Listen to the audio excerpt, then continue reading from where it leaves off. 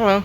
Okay, here are my 5 people. Again, I am doing this on the same day since I am redoing the first speech and taking care of the second speech just before my dad goes back off up to uh, where North Carolina. North Carolina. Thank you. Sorry, That's just okay. forgot for a second there. All right, and first, here we go. My name is Caleb Kogan, and I'm one of the many people that suffer from an anxiety or an anxiety disorder, which is which an anxiety disorder is described as intense, excessive, and persistent worry or fear about everyday situations, which usually is something that me and many other people have that will prevent us from doing simple tasks or will overreact in stressful situations or non-stressful situations for that matter. And it's a big problem for us, for a lot of us. But there are many ways that we can combat and overcome our anxieties, from just taking simple deep breaths, over taking care of your fears head on, or just, taking a minute or maybe even a day to sit down, relax, and think about how you're feeling. So I would like to talk about those different ways that people can overcome their anxiety on a day-to-day basis. One set of treatments that I've heard about is psychotherapy, which is essentially taking care of what's going on here and kind of just trying to change how you think, I believe. One form of that would be exposure therapy, which would be to actually confront those fears head on and to force yourself to take care of those stressful situations so you can get more used to them. Just so you don't have to worry further on down the line.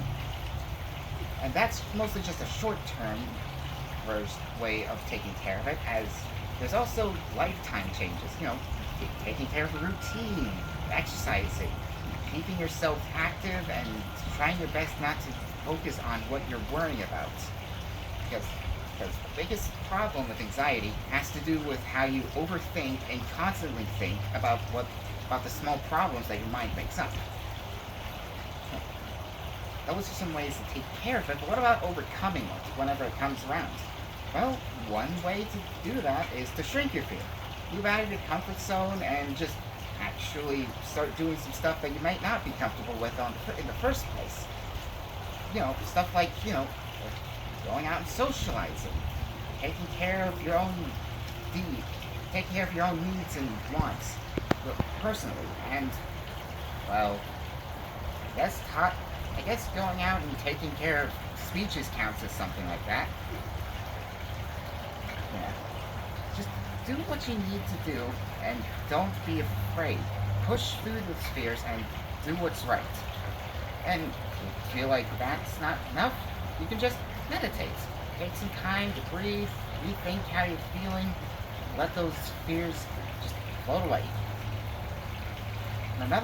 And what about managing it? What about how it is to deal with it, like at that moment or through a week? Well, one big problem is that many people try to hide or fight their anxiety, but the biggest way to deal with anxiety would have to be to just understand it. You just gotta think about what the anxiety is, what you're worried about, and just understand it. You gotta understand what's going on and how to combat that. Not combat, but more so just go with the flow of it. Anxiety can be pretty natural, even with people that have severe anxiety or anxiety disorders. So it's pretty common that you should just relax and let it happen. Because the more you worry about it, the more it's going to actually worry you. The longer it's going to worry you, even. And, well, if you...